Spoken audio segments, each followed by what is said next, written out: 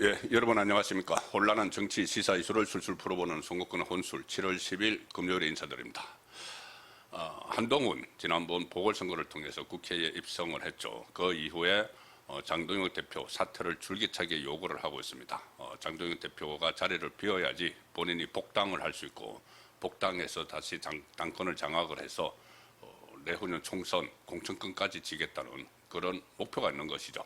그리고 그 다음에 보수 우파의 대권 주자가 되겠다는 욕심입니다. 자, 그리고 한 20명 가까이 되는 친한계 국회의원들, 국민의힘 소속이면서도 사실상 장동혁 대표의 반기를 들고 사퇴를 줄기차게 요구를 하고 한동훈 복당을 외치는 그 사람들이 지금 이 중요한 시점에 대여 투쟁을 하기보다는 이재명 정권의 폭주를 막는데 심혈을 기울이기보다는 당내에서 분란을 일으키는 상황이 계속되고 있습니다.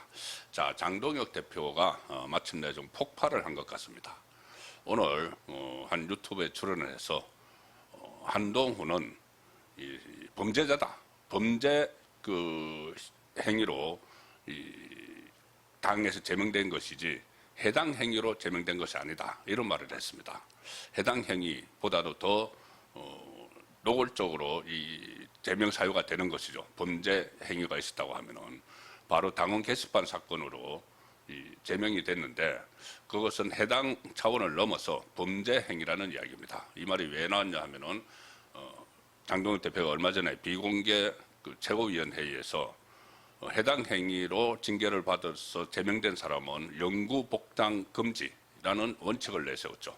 자, 그래서 진행자가, 오늘 유튜브 진행자가 그 내용에 대해서 그것이 한동훈을 겨냥을 한 것이냐, 해당 행위자 영구 복당 금지, 그러니까는 장동혁 대표가 한동훈은 해당 행위가 아니고 범죄 행위를 한 인물이다. 그래서 처음으로 한동훈을 범죄자로 지칭을 하는 지경까지 지금 나아갔습니다.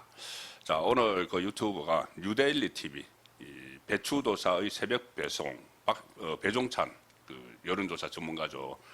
배종찬 앵커가 진행하는 그 프로에 나가서 한 발언입니다. 이 무소속 한동훈의 복당 문제와 관련해서 이렇게 이야기를 했습니다. 한동훈 의원은 범죄 행위로 제명을 당한 것이지 해당 행위로 제명을 당한 것이 아니다. 그리고 당원 게시판 문제는 범죄 행위다, 이렇게 강하게 비판을 했습니다. 당원 게시판 문제 잘 아시겠지만 2024년 그때 윤석열 전 대통령이 12.3 비상계엄을 선포한 그 해죠. 그 해에 불거졌던 내용입니다. 국민의힘 당원 게시판에 이 한동훈, 그리고 한동훈의 가족으로 추정되는 사람들이 국민의힘 당원 게시판에 윤석열 당시 대통령 부부를 아주 노골적으로, 원색적으로 비난하는 글을 올렸고, 또 주요 당직자들, 소위 친윤계라고 불리는 당직자들에 대해서도 마찬가지 이 원색적 비난 글을 게시를 했습니다. 자, 그리고 이게 비난하는 글을 이렇게 게시를 하는데 그치지 않고 그런 내용들을 이 친한계 정치인들이 막 전파를 하고, 또 일부 기자들이 친한계 기자라고 요새 불리는 사람들이 있습니다. 인터넷 매체를 중심으로 해서 이 글을 퍼나르고 이렇게 하는 바람에, 그러니까 기사화를 시키든지 아니면 이제 온라인상에 퍼나르는 이런 상황이 있었기 때문에 이것이 일종의 여론 조작이다는 지적이 나왔었죠. 여론 조작은 범죄 행위죠. 장동혁 대표가 이야기했듯이 그때 김경수 드루킹 사건 그 여론 조작이었는데 그것이 범죄 혐의로 인정이 돼서 실형을 김경수가 살았습니다. 여론 조작은 실형을 살 정도로 범죄 행위가 맞죠. 그리고 그 큰 틀에서 이제 여론 조작이 일어났다고 보는 것이고, 글 내용을 보면은 그 해당 사람들에 대해서 윤석열 전 대통령 부부를 비롯해서 국민의힘 당직자들에 대해서 명예훼손 또는 모욕죄까지도 적용이 될 수 있다는 말이 그때 법조계에서 나왔습니다. 자, 그래서 이것은 장동혁 대표가 해당 행위 차원을 넘어서 범죄 행위라고 규정을 한 것이죠.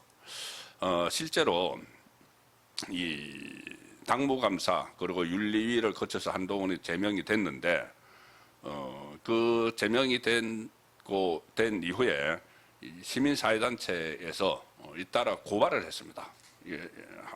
그 한동훈 의원에 대해서 잇따라 고발을 했죠.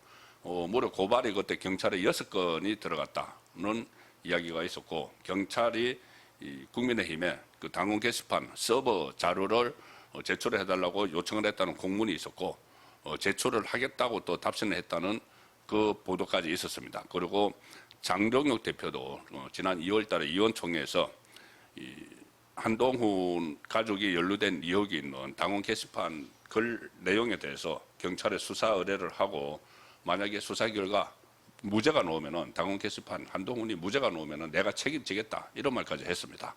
그 이후에 이제 수사가 어떻게 진행되는지, 지금 사실상 흐지부지된 상황인지, 아니면 또 캐비넷에 넣고, 경찰이 캐비넷에 넣고 있는지, 그것은 아직 확인되지 않았지만 어쨌든 그때 수사 대상이 됐었죠. 그래서 범죄 행위이기 때문에 수사 대상이 될 수가 있는 사안이었던 것이죠. 그리고 당원 게시판 문제는 범죄 행위라고 강하게 비판을 했고, 그리고 자신의 임기 동안에는 한동훈 같은 무소속 출마자에 대한 복당은 불허하겠다, 여기서 분명히 했습니다. 한동훈이 제명되고 나서 무소속 출마를 했죠. 그래서 국민의힘 이 후보가, 박민식 후보가 있는데 부산 북구갑에 출마를 했고, 거기에 가서 선거운동을 해준 이 친한계 한지아, 배현진, 이 박종훈 이런 의원들, 진종호 이런 의원들에 대해서 지금 윤리위가 다시 징계를 검토를 하고 있는 상황입니다. 장동혁 대표의 구체적인 이야기는 이겁니다. 한동훈에 대해서 이런 이야기를 했습니다. 한동훈 의원에 대해서 한마디만 하겠다고 이제 말을 먼저 꺼내서, 한동훈 의원을 겨냥해서 해당 행위자 복당 영구 금지를 제가 선언했다는 말이 나오는데, 자, 이 부분은 저도 그렇게 해석을 해드렸죠. 해당 행위자의 복당은 영구 금지하겠다는 것이 장동혁 대표의 말이었기 때문에, 해당 행위자 중에서 제명된 사람이 한동훈이 있기 때문에 한동훈을 겨냥을 한 것 아니냐, 저도 그렇게 해석을 해드렸는데, 장동혁 대표는 거기보다 하나 더 뛰어넘습니다. 자, 한동훈을 겨냥해서 해당 행위자 복당 영구 금지를 선언했다는 말이 나오는데, 그러나 한동훈 의원은 범죄 행위로 제명을 당한 것이지 해당 행위로 제명을 당한 것이 아니다. 당원 게시판 문제는 범죄 행위다, 이렇게 분명히 규정을 합니다. 그리고 이 한동훈 의원이 어떤 것으로 제명 당했는지 잘 생각해보고 비판을 했으면 좋겠다.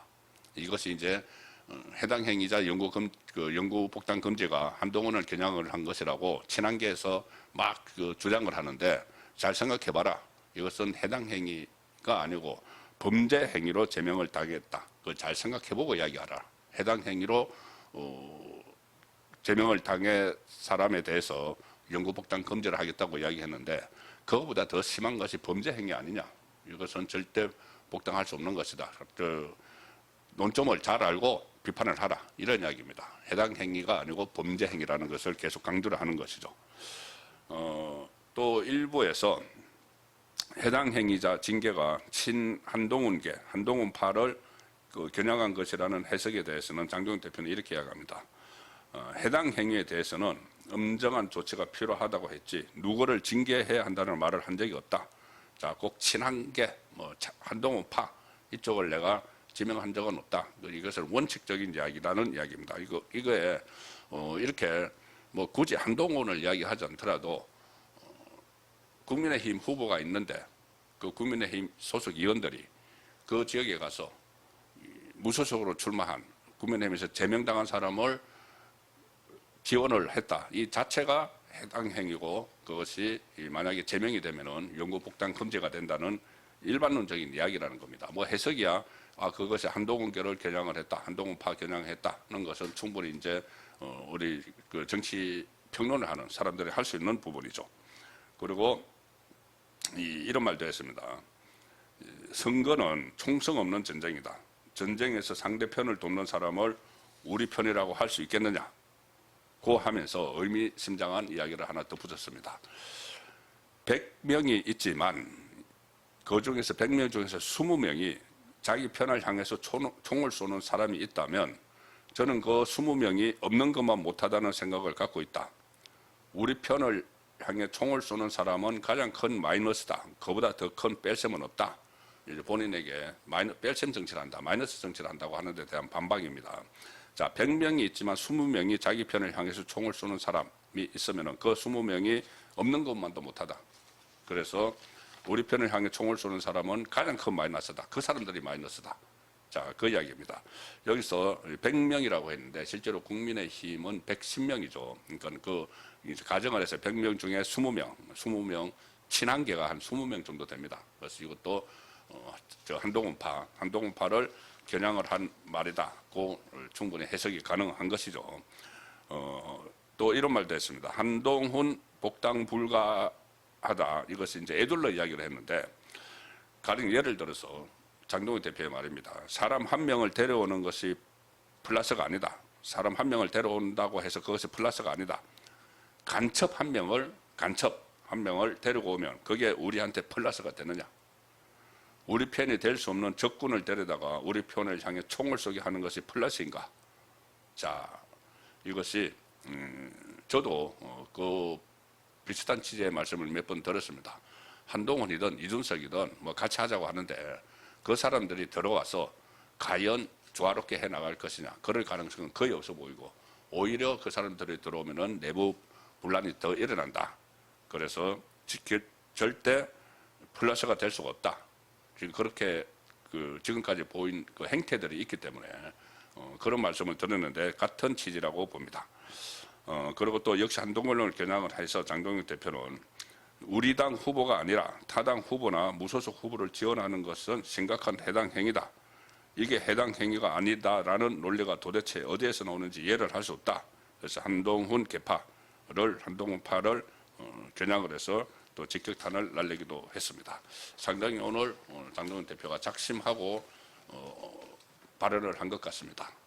한동혁은 해당 행위를 넘어서 범죄 행위를 했기 때문에 절대 같이 할 수 없다는, 그리고 범죄 행위를 했는데 거기에 대한 어떤 반성이나 이런 것을 하기보다는 오히려 장동혁 대표를 공격을 하는 또 소재로 삼고 있기 때문에 더더욱 같이 할 수 없다는 입장을 분명히 했다. 그렇게 정리를 할 수가 있겠습니다. 예, 오늘 저녁 8시 라이브 선거권의 정치 쇼 시간에 다시 뵙도록 하겠습니다. 감사합니다.